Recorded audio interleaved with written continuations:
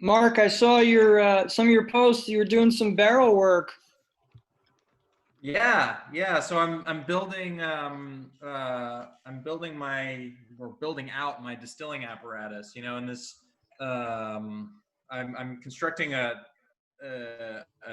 big a condenser coil. You know, Uh-huh. one barrel which is the primary condenser, and then above that will be another barrel which will be my preheater.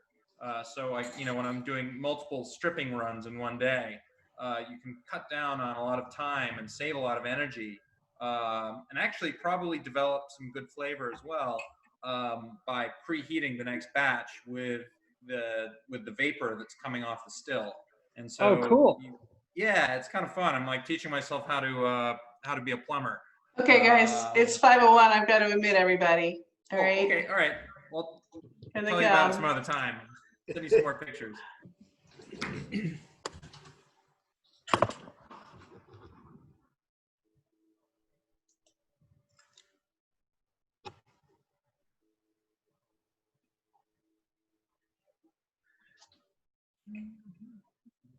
Hi, everybody.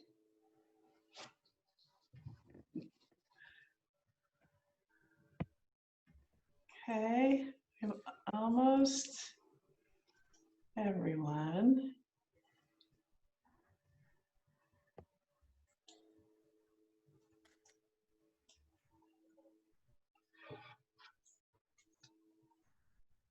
Fantastic.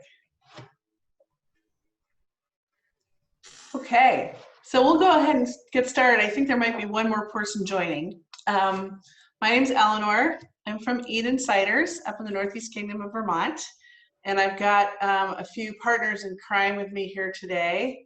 So I'm going to ask them to say hello and introduce themselves. And then we'd love to hear from all of you, your name, where you are, and what was the last cider you drank, no matter where it came from.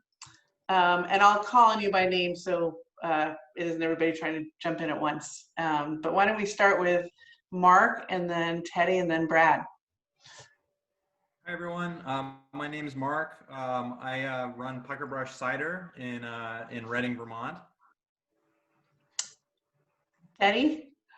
Oh, hi. I'm Ted. I'm Tin Hat Cider in Roxbury, Central Vermont, a little north of Mark and a little south of Eleanor, and a little east of Brad. So I'm Brad Koehler from Windfall Orchard. We're in Cornwall, Vermont. We're in the banana belt of the state, and we'll talk more about what we do. Thanks. And then I'll see if I can unmute you all so you can say hello. Melissa, do you want to say hello? Oh, well, you're not Melissa. You must be related to Melissa. I'm Mark, and this is Alex. Melissa is in front of her computer for another 30 seconds.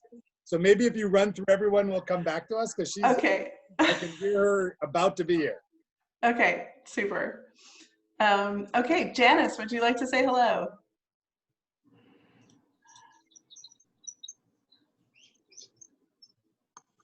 For some reason I got muted. Okay, my name is Jan Ebel and I'm in Stowe, Vermont. And I think the last cider I had was from Eden, and it was one of the herbal ones. It was an herbal one. What's the name of that? Yes, Orleans Herbal, the aperitif. Yeah. It was so good. I loved it. Oh, great. Thank you. I'm just going in order that I see you, which is never the same as what you look at. But Christine, would you like to say hello? Hi there. My name's Christine. I am in Dallas, Texas. I met Eleanor at Craftsberry last fall. So nice to see you again. And the last cider I had was a Texas one. We have a brand called St. Arnold's here. Oh, cool. I haven't heard of that one. Yeah, So check it out. We're far away from you. I know. Rich, would you like to say hello? Sure. My name is Rich Carey. I live just outside Boston, Mass, and I've been traveling all over the Northeast to try ciders. But I think actually the most recent, I bought a bunch of cider for quarantine from Virtue in Michigan. So I was trying that out, and they have a few different flavors I've been trying. So Cool. Excellent. Kevin? Oh, I think you're still on mute. Let's see. Okay, how's that? Perfect. Kevin and Lisa Walker. We live in Essex, near the Jericho line. And the last ciders we drank probably were homemade ones, what I call a backyard blend. And it's a little sour, so my wife adds a little splash of a homemade berry liqueur, like a red berry liqueur, just to give it a little rosé splash. I think the last commercial cider we had was from Windfall Orchard. I think the farmhouse cider from Windfall. Awesome. Great. Michelle? Hi, I'm Michelle, and I'm out in California in San Diego. I grew up in Vermont, though, and the last cider that I had was an Eden cider. After our last tasting, I ordered the canned ciders. So your canned second edition, really good. Awesome. Thank you. Bonnie? Hey guys, I am also in Essex, Jericho area in Vermont, neighbors with Kevin and Lisa. Good to see you guys on. I don't remember what the last one I had was, so I'm not going to try to make up something, so I just don't remember. Okay, cool. And back to Melissa. Oh, wait, you're on mute. Hold on. Oh, there. Hi, sorry about that. The last cider we had, well, we finished up the cans, the big box of cans we ordered from you, Eleanor, at the beginning of pandemic time. And then we had a Perry, we had Brad's Perry that came with the meal we ordered from Kitchen Table Bistro a few weeks ago. Excellent. Great. And you guys are near Waitsfield, right? No, us? No? We're in South Burlington. Oh, we're in South Burlington. Okay. Yeah, very suburban and boring. Not as cool as Waitsfield. I don't know why I thought you were there. All right. Okay, so thank you. Here's how we're going to do this, since there are 4 of us and 4 ciders. I'm just going to talk a little bit about tasting cider, and you just want to make sure you all have the 4 bottles with you. You have something to open them. You have something to pour them into. Yes, and the information and the little tasting notebook that came with the kit. So I want to talk a little bit about just tasting in general. And then each of us is just going to do like 5 to 7 minutes on who we are, about our apples, what our take is on cider making, and specifically the cider that we're sharing with you today. And then hopefully we'll have about a good 20 minutes left for people to ask questions, and we can just open it up and have a good time talking about cider. Does that make sense? So the main thing though is it's Saturday and it's after 5, and we should not wait to crack a bottle. So please take your Eden Sparkling and just open it and pour some in your glass and enjoy it while we talk about tasting. So I'm going to share my screen and just do a few little things here. Let's see. Can everybody see that? Yep. Okay, great. So this is a great picture of Brad's, looking out over Brad's orchard to the Green Mountains. It's just a fantastic spot.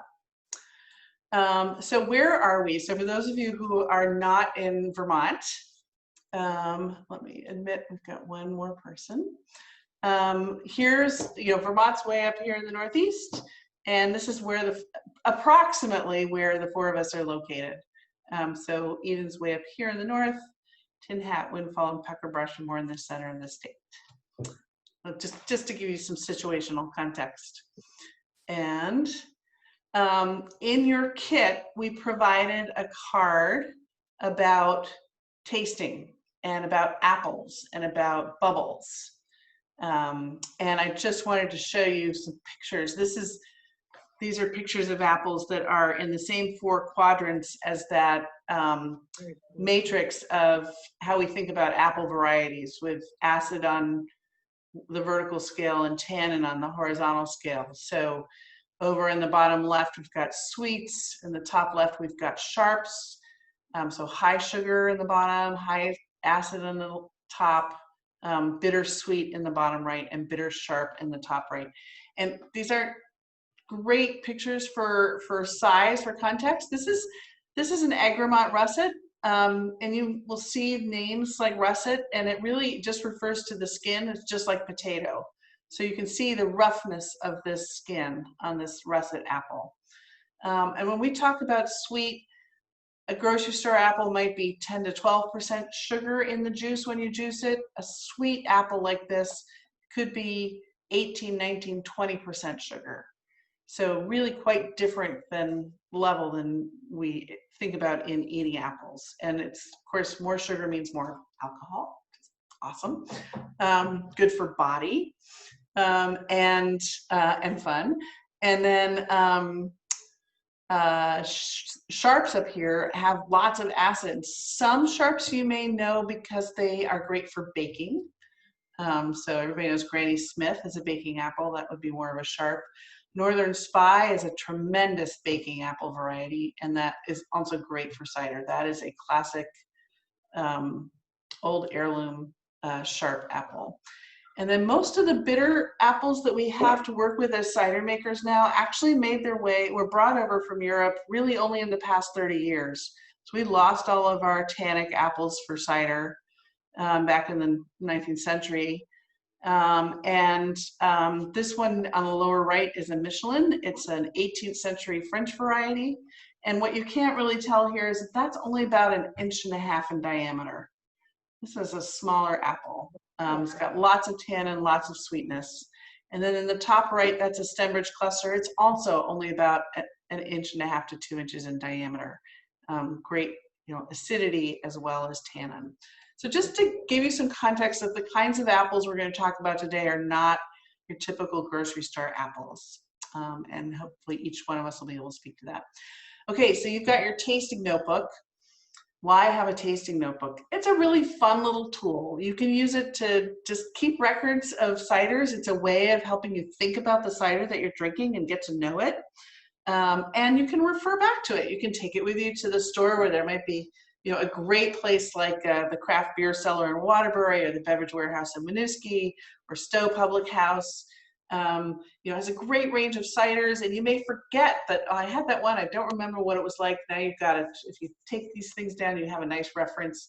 Or if you're cooking something interesting on a Friday night and you want to know which cider might go well with it, you can flip back and see what might be there.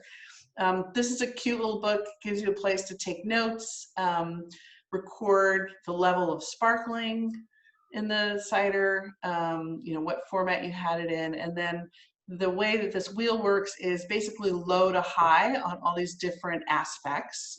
So low is in the center and high is out on the edge, and it's basically like a 0 to 5 ranking. So you can sort of create it. It gives a little picture, and you can sort of see, geez, it looks like the same picture of that other one I had. Were they really similar? Yeah, okay, that pretty much works. So it's a fun tool to have, and a way to help you to get to know more ciders. We probably won't have time to go in detail into that tasting with all of you for each cider. That would take a long time, but get out your pen, take your own notes. And if you have any questions about it at the end, we can all talk to that. And then in addition to how it actually tastes, there are 5 other questions I like to encourage people to ask about a cider. And each of us will try and answer these questions as we go through. First of all, what apple varieties is it made from? Just as with wine, wine starts with the grape variety. For cider, it starts with the apple varieties. And where were they grown? Because that is interesting too. When were they harvested and pressed? So again, coming from, this is fermented fruit, just the way wine is. It's an agricultural product. It was harvested in a certain season. The federal government does not let us put harvest dates or vintage dates on our ciders yet. The American Cider Association is definitely working on that. But it is, you know, some of the ciders that we're talking about here are aged. A good cider, you know, probably takes at least 8 months from harvest to be released. Some of them could take 2 years. Some of the ice ciders take even more. And then how much alcohol is in it? So a lot of canned cider in the United States is made from leftover grocery store apples, pressed out of cold storage every few weeks and sort of adjusted so that it tastes very consistent. It's more of a manufacturing mindset. And a typical grocery store apple, as I said, will be 12 to 13% sugar, and they'll typically be around 6% alcohol.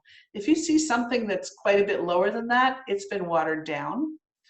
And typically with the kinds of apples that we're talking about here, especially with some of those sweets and bittersweets, you're going to see alcohol more in the 7 to 9 range.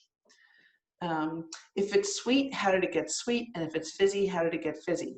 So just like wine, if you just ferment apple juice all the way out and don't interfere with it, it will end up with no bubbles and absolutely no residual sugar because the yeast eats all the sugar until it's all gone. So for a cider to have some residual sweetness or some fizziness, the cider maker had to do something. So what did they do? Anything from carbonation to arresting fermentation to adding sugar or corn syrup or who knows what, to, you know, the champagne method. So lots of different approaches that all 5 of these will impact how a cider tastes. So just keep those in mind as we go through. And if we don't answer them, you know, write down your questions and stick it to us at the end when we have question period. All right, I'm going to stop that. Any questions at this point? Okay, so we are at 5:17. I'm going to very quickly just talk about this cider that hopefully you've been enjoying while I've been blabbing on. So this, we're Eden. We're up in the very far north of Vermont. We started making ice ciders in 2007 was our first harvest. And in 2012, real cider started becoming a thing in the market. And we had formed relationships with a lot of interesting orchards around the state and started making this champagne sparkling cider that you have here. So this was our first entry into regular cider outside of ice cider. We have our own orchard, which is bearing fruit now. It's 1,000 trees, 55 different varieties, but it's a small portion of the apples that we work with, which come from, 5 to 6 other small orchards around the state of Vermont. The composition of this is, the apples in this come from pretty much all those different orchards. It's 50% bittersweet tannic varieties. So you're going to get that astringency on the side of your tongue and a little bitterness in the flavor. It is 2017 harvest. And it takes about 1.5 years to produce because it's a full-on champagne method. So base cider is fermented in the fall. It ages some in stainless steel, some in oak. We put it in the bottle with champagne yeast and some ice cider as the sugar source. And then there's that secondary fermentation in the bottle that creates natural sparkling. And then we let it sit on the yeast for at least 12 months and then turn it upside down and actually disgorge the yeast out of the bottle. So if you look at it, you'll see, sorry, I have not, you'll see it's pretty clear. It's not totally, absolutely vibrantly clear because it hasn't been filtered. It's just been disgorged. And there may be a little yeasty character to it because it was sitting on the yeast for quite a long time. But it has lots of sparkle. I mean, this one, actually, I didn't open a new bottle. I had this one from actually last weekend. It's still got bubbles in it. And, you know, with champagne method ciders, you'll find them, and bottle conditioned ones, which is, you'll taste more of those here. You know, lots more bubbles, really fine, creamy texture, and the bubbles tend to stick around for a while. And of course, there's no residual sweetness. It ferments in the bottle all the way to dry, so it's 0 grams of residual sugar. And it's not a particularly aggressive tasting cider. It's got some interesting tropical notes to it. I get a lot of grapefruit in this. like grassy hay kinds of things, a little bit of yeasty stuff. And definitely like a little phenolic tannic bitterness to it, but not in a particularly aggressive way. And it tends to go with just a lot of food. It's pretty versatile.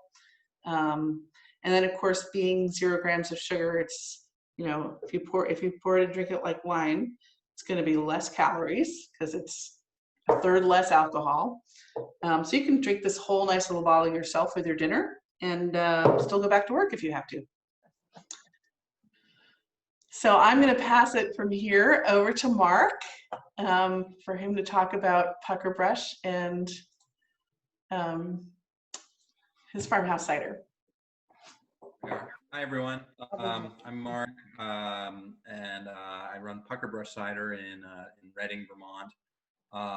I started in 2016, so kind of new kid on the block, I guess. We have a family farm here in Reading. We've been there for about 30 years, but I only sort of got the bug to start doing something with our apple trees in 2016 when I moved up here full time with my wife and 2 daughters. We have 2 old orchards on the farm that one of them was, as far as I can tell, was planted in the first quarter of the 20th century. This is kind of close as I can get. And the other one is maybe a little bit later. And then we have probably several hundred seedling trees, volunteer trees that grow along field margins and roadsides in our area. And finally, we have some younger plantings of on-purpose trees. Some of them are dessert varieties, but we have about 1,000 heirloom and cider varieties that we've planted over the past couple of years. Some of which are now starting to bear in usable quantities. The farmhouse cider that you guys are drinking this evening is made primarily from apples that came from the old orchards and the wild volunteer trees, with maybe 20% of the blend coming from our younger plantings. You know, I guess I'll just. Eleanor, is it time for me to start actually talking through kind of, you know, the production process and everything? Okay, so all the apples for the cider were harvested as drops instead of being picked from the tree.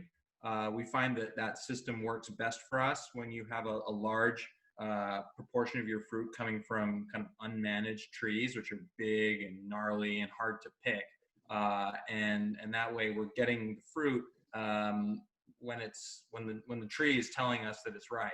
And so we do passes through the orchards and, you know, kind of loops through the property, harvesting fruit every couple of days. And then I kind of process it as it comes in.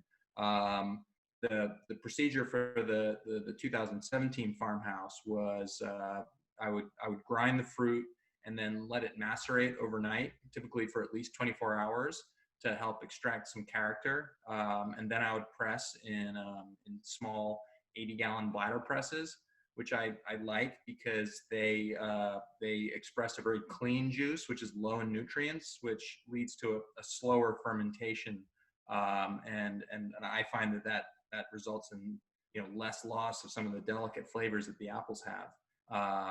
The juice, after it's pressed, is fermented in 300-gallon tanks, exclusively with the house yeast strain that's taken up residence in our cider works. And I find that it works really well. It's very clean.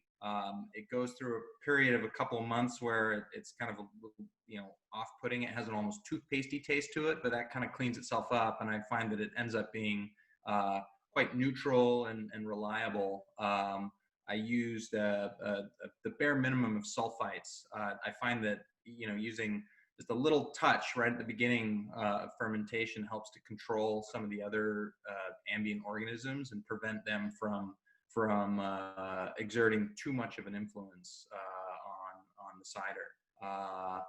So after primary fermentation, which took about, or typically takes about 3 or 4, maybe sometimes 5 months, depends if it's really cold during the winter. I then rack the cider.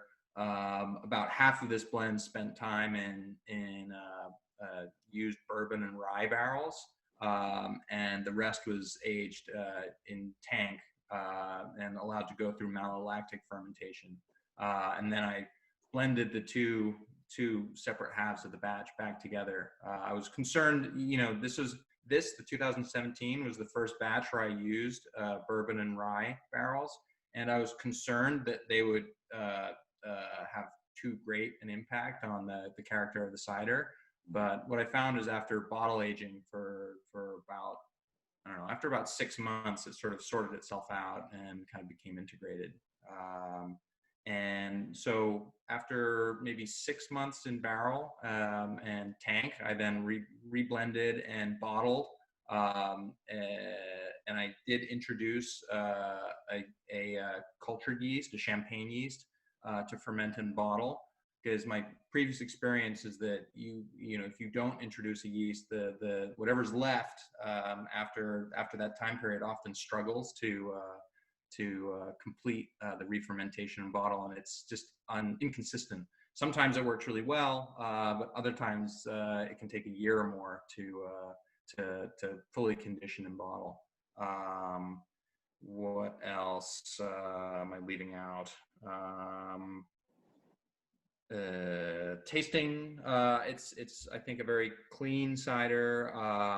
The wild apples give a good acidity. I find that there's a kind of a little, just a hint of tropical fruit flavors right at the start on the nose, and then I find it sort of, there's a little bit of tannin coming from the wild apples, and some minerality, kind of lemony, grassy flavors. But on the whole, it's very clean and refreshing. What I like it very much as an aperitif, before dinner or maybe on a weekend lunch or something like that. Yeah, that's about it, I think. Okay. I realize I am not following the order that was on the card that I sent in the kit, but it doesn't really matter. So over to Ted.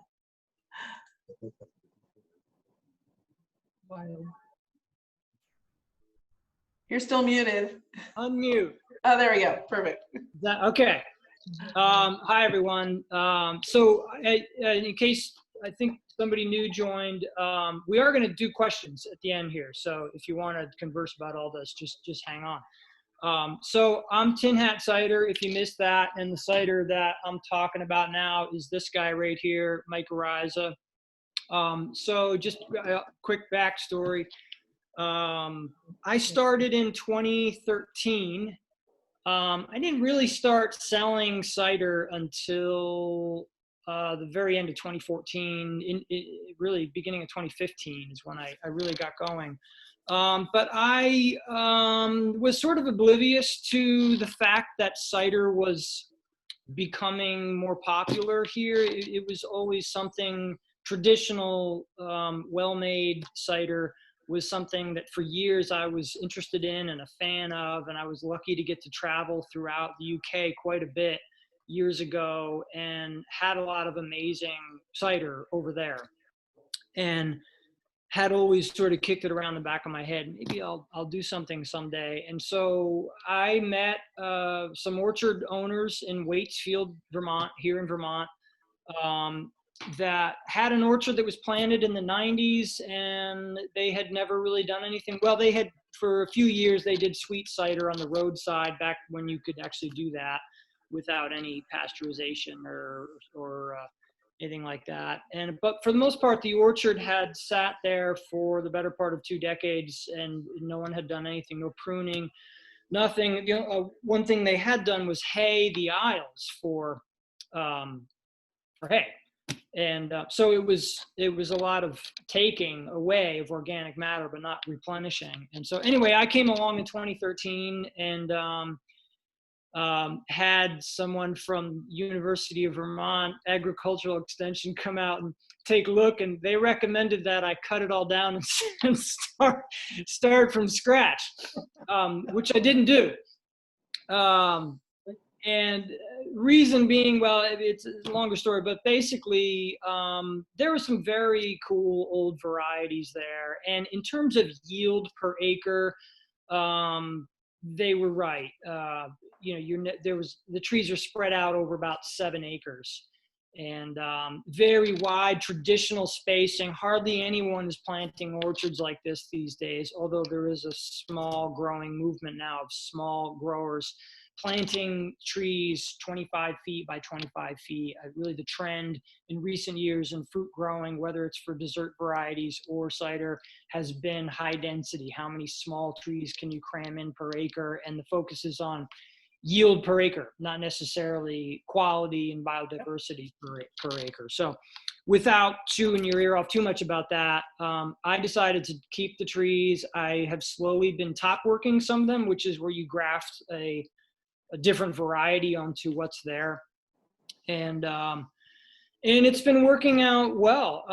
Varieties of apples that I was told or read in a book somewhere were no good for cider, I've actually found are working for me. And other varieties that I read were good for cider, I have found that I don't particularly care for. So there's about 45 varieties producing right now, and then I've got a bunch more that aren't quite producing yet. And then on top of that, there are wild apples growing right within the rows of the orchard. And for just a quick summary, for those who don't know, wild apples are apples, they're heterozygous, so they don't produce true to seed. So if you took a Macintosh seed and put it in the ground, you're not going to get another Macintosh. You're going to get any one of, honestly, we really don't know. Every seed is different.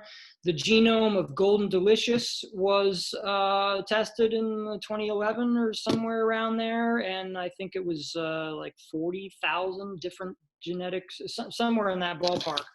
Massive. It's apparently bigger than the human genome in terms of its genetic potential. So wild apples are basically just whatever nature has decided. Every seed is going to give you a different apple. Chances are it's going to have something similar to its parents. If you had a Golden Delicious right next to a Macintosh and a bee pollinated both, the offspring it's likely that it will have some characteristics similar to one or both of those, or maybe not. It might be some bizarre little crab apple. You never know. So anyway, wild apples has been a big pursuit of mine. So in addition to this orchard, I have a number of sites around central Vermont here that I visit every year, where there's wild apples just grow. I know we've got someone here from Texas, but for those of us here in the Northeast, wild apples are ubiquitous. They grow on the sides of the road. They're everywhere. So Teddy, tell us about your cider. Right. So here we are. If you haven't tried it yet,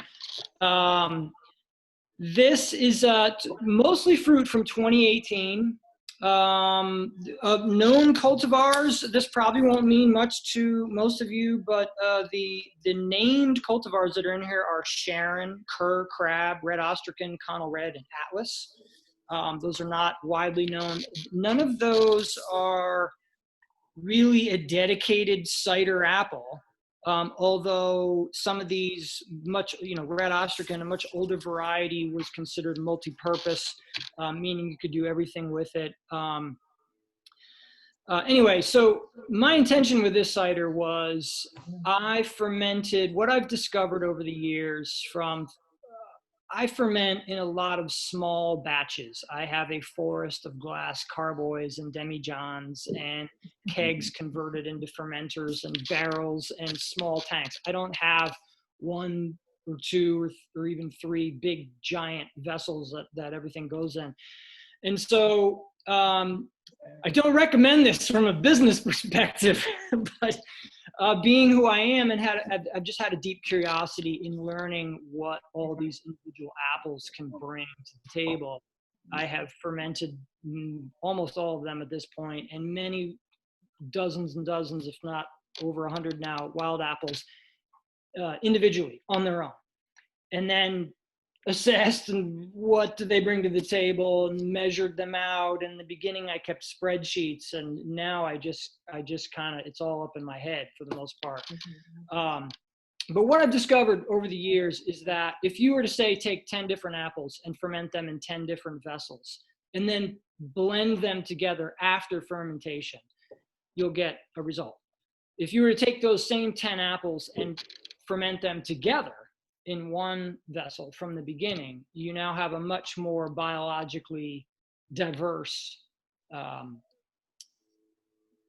organism, and you'll get a different result than if you were, so, 10 batches equals one, or one batch of all 10 going in. And so with mycorrhiza, I wanted to ferment, and this has been my new approach going further. This is actually the first bottling of this label, and I now have a tank from last year that is intended to be the same label, and so far so good. But it takes time. So this spent about a year in one tank. The fermentation was not even complete. After a full year, there was still a trace of residual sugar in there. And what happened is, over the summer, when things get warmer in the cellar, there was a little bacterial, what we would call malolactic fermentation, or I can only assume there was. I'm not actually breaking out a microscope and examining bacteria, but when you have a reduction in acidity, so I measure acidity and I kind of monitor it as it goes along. And after, basically, it was like late August, I noticed that there was about a 2-point drop in acidity, which generally means that you had a bacterial fermentation, which some makers consider, they want that. And I was sort of indifferent about it. I was just sort of observing. Others will, they might intentionally use a cultured yeast or use sulfite because they don't want the malolactic fermentation. So by August of last year, it was great. I was really digging where it was at, but the acidity was a little lower than I would have liked. It can be perceived as being a little flat in its flavor. So around that time is Dolgo crab time, late summer, Labor Day weekend around here. Dolgo crab apple I have a lot of, and it's a very high, it's a serious acid bomb. It's like you can hardly even eat a single little grape-sized apple. So, and it's also a very nice cider apple. And so basically I blended some fresh Dolgo crab into this batch and let that continue to ferment up until about Christmas time, this past Christmas. And I was really digging where it was at, and I decided to just bottle it in January as it was. There was a trace of residual sugar in it. So I think Eleanor has this listed as a still, which is not inaccurate. I've been calling it parylent. I don't know if anyone's familiar with that term, but if you had still, meaning like a wine, no bubbles, and you had sparkling down here, parylent would be not quite still, but not quite petulant. Petulant is like most ciders that we're drinking are probably in the petulant range. We use these French terms just simply because we don't really have terms in the English language here to describe that.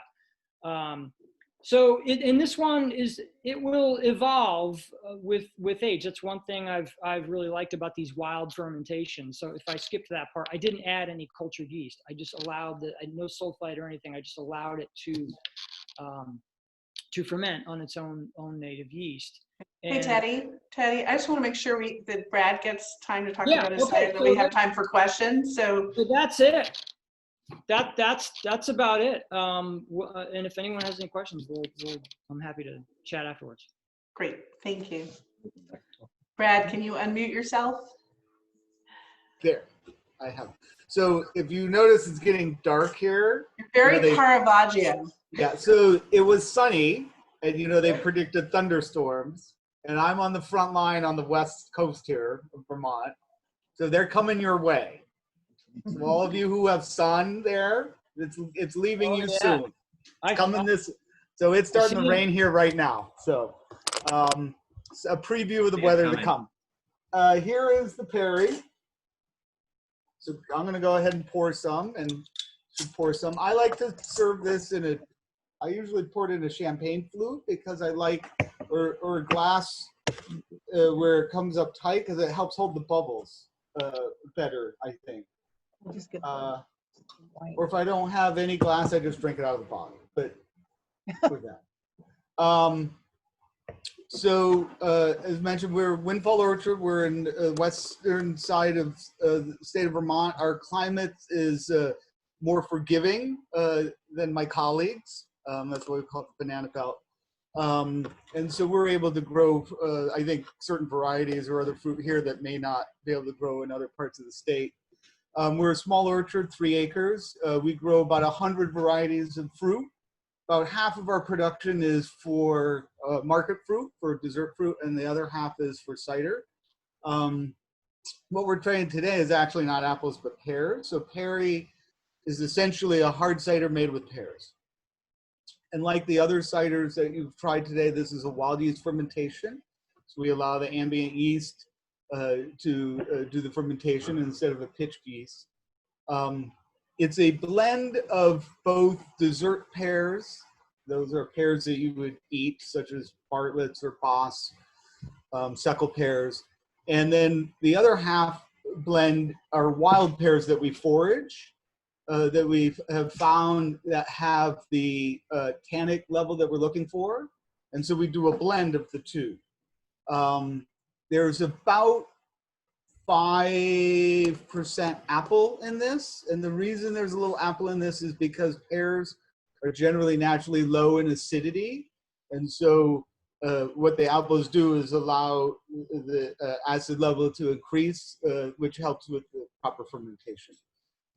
So actually, it's got a lovely fruit nose. You can write down in your book the flavors. I hope it tastes good. I haven't tried it yet.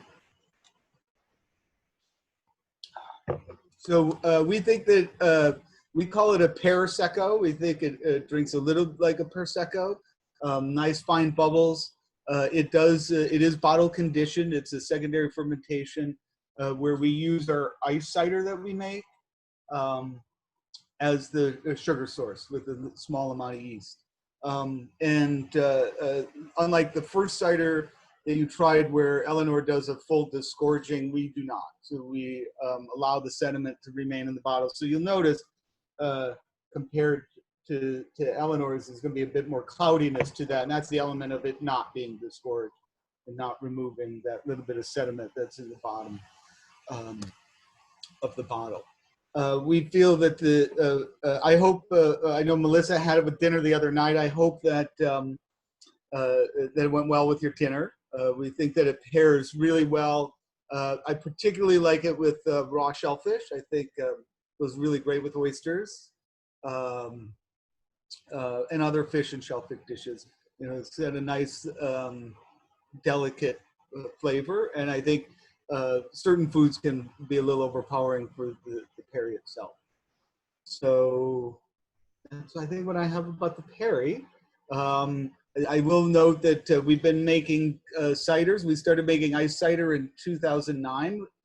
We partnered with Eleanor, and we started making hard cider in 2012. And Eleanor, I don't recall, I think our first Perry was 2015. 15. And what we're drinking is the 2018. The 2019 is currently still in stainless steel, and we'll probably get that bottled early fall, I guess, in late summer, early fall. So it's almost a full year before we bottle. And what else? So and the other thing to know about the Perry, pears are hard to come by. And so it's a pretty small production. I think the 2018, we made about 100 cases. Does that sound right, Eleanor?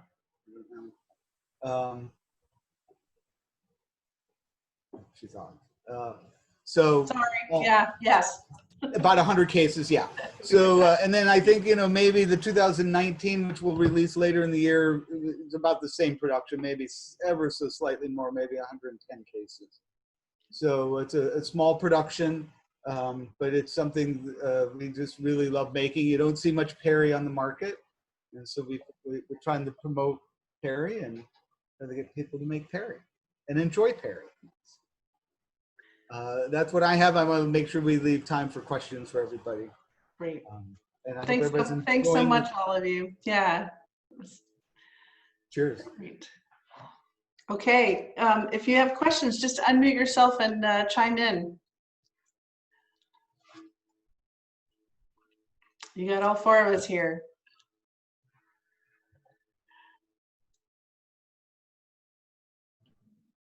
I have one question with the Perry. Is that available at retail stores at all? Oops. Hear me? There we go. It's available at a craft beer cellar in Waterbury. It's available at Winooski Beverage, Okay. Winooski, and close to me. Cheese Traders in Okay. South Burlington. I mean, those are the main outlets that Okay, I know great. for sure have it right now. Great, thank you. You're It's welcome. delicious. Thank you. Mark has a question. He would like to understand the process of disgorgement. What does that mean? Aha. Anyway. Okay. Yeah. Well, since we do it,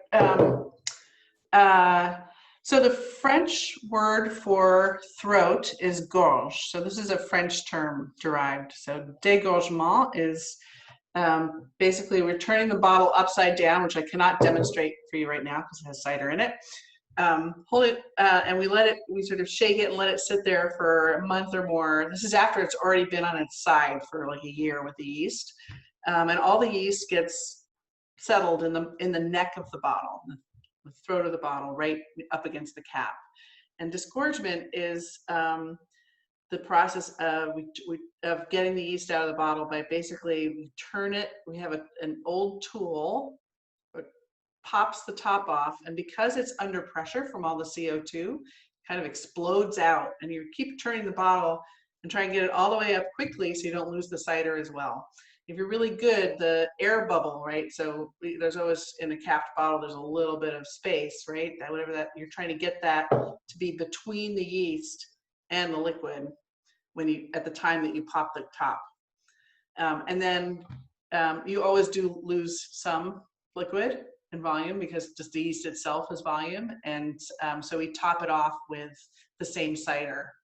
And in Champagne, that is also the point at which there might be what's called a dosage, which could be in Champagne traditionally might be a little bit of brandy and sugar, so it's sort of inert, but it might add back a little bit of residual sweetness. And there are all these different levels and terms for the amount of sweetness in Champagne that are really stupidly confusing because like extra sec is actually sweeter than brut. Even though it sounds like it would be extra dry. So when we call this brut nature, that's because that's the Champagne term for we didn't add a dosage, it is completely dry. Does that, yeah, okay, good. Thanks, Mark. And so there's an interesting question about like Mark's and Teddy's and Brad's are not disgorged. And we will also make some ciders that are not disgorged. I think the interesting thing is to think about the texture of the lees that you might leave in the bottle as part of what you might be shooting for in the profile of the cider that you're making. So We have a pet nat that's 100% fruit off our orchard. It's very high acid and lean. And if we had disgorged it, you would just kind of experience that, but leaving the lees in the bottle allows that sort of creamy texture to really balance the acidity in that cider. And so it was a very conscious decision to say, we don't want to disgorge the yeast out of this. I don't know how, I think you guys might want to talk about that as well. Yeah, I mean, it was a deliberate decision on my part too, to not disgorge. I mean, I find that I'm not sure if you can see, but there's actually very little sediment in the bottle. Instead of using ice cider, I actually just use sugar for this because it was the most neutral thing that I can use to prime the cider for fermentation. And it is much cleaner, and it leaves a lot less lees, to use cane sugar. Right. So I guess probably, Eleanor, I'm actually curious, what's typically, what volume of ice cider are you needing to add to put enough sugar into the cider to achieve your carbonation target? Yeah. So depending upon what we're shooting for, it's somewhere between 2.5% and 5%. Right. Of ice cider in terms of the volume. Yeah. Right. So yeah, there's all that stuff in the ice cider itself. Apple thing. Right. So then that'll contribute to the formation of lees. So I mean, it's I had to disgorge a batch of cider where in the early days where I hadn't perfected my mixing of the priming sugar, and the first half was okay, and then the second half I opened a bottle and it shot the whole contents of the bottle all over the ceiling, 20 feet, the 20-foot high ceiling in the cider works. It was the bottle almost shot out of my hands because the carbonation, the pressure was so high. And so I realized that I had to do something with about 20 cases of this, and so disgorged it. It's a messy process. It's a lot of labor and extra time. But sometimes it's the right thing to do, for a given batch. So if you on our Instagram feed about, I don't know, a year and a half, 2 years ago, there's a little video of Mary disgorging. You can find it there. Other questions? I was just going to say, I think I need to report on one of you guys while you're disgorging. Give you lots of good action. Bring your foul weather gear.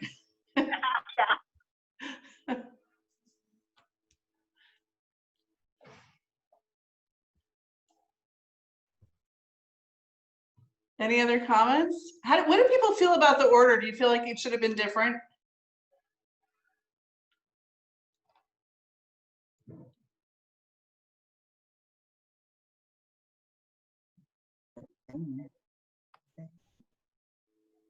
So this is Jan. I think the order was fine. I have a question for, I guess it's, is it Teddy? Where does the name mycorrhiza come from? Unmute yourself, Teddy.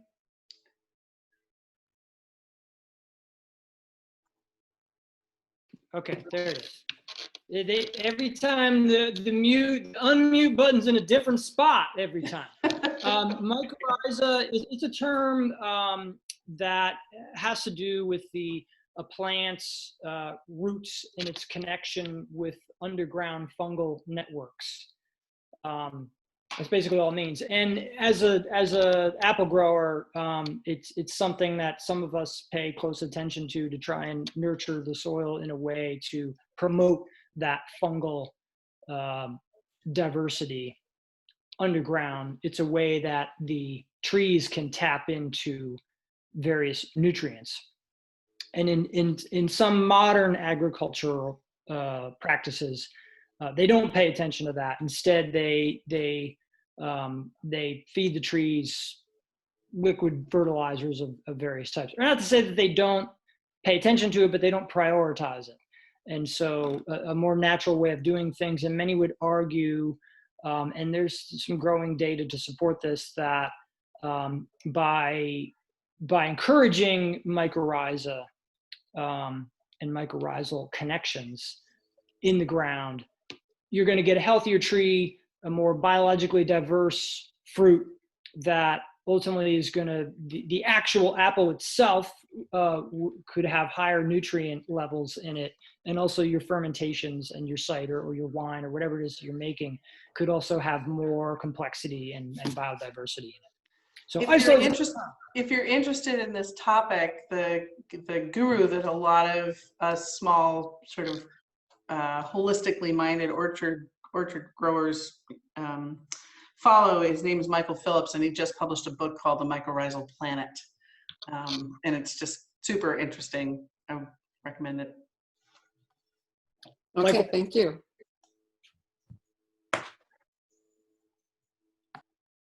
Kevin, were you guys going to say something?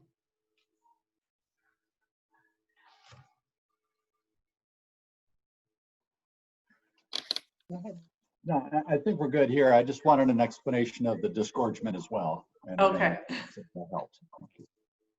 Yeah. Great. You should know that you guys inspired Mark to go into the basement and pull out one of his homemade ciders. And according to our son, the 22-year-old, this isn't terrible. It is not terrible. That's good. That's good. That's high praise.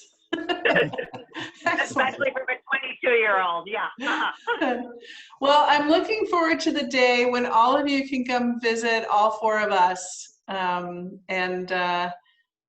spend more time out in the orchards learning about the apple varieties and more time tasting all the different ciders. Thank you so much for coming this evening. Brad and Teddy and Mark, it's been wonderful working with you. Glad to have you on. And it's we've been trying to sort of work together more as a group of the people in Vermont who are, oh, Brad fell off and he's coming back on. Here we go. Who are, you know, making this kind of cider. There haven't been that many of us, and there are more, a few more every year, and it's really fun to see. This felt like a critical mass for one of the first times. Great. Have a wonderful weekend. Thanks for joining us, everybody. Yeah. Thank See you. you in Ciderland. Eleanor for organizing. Thank you.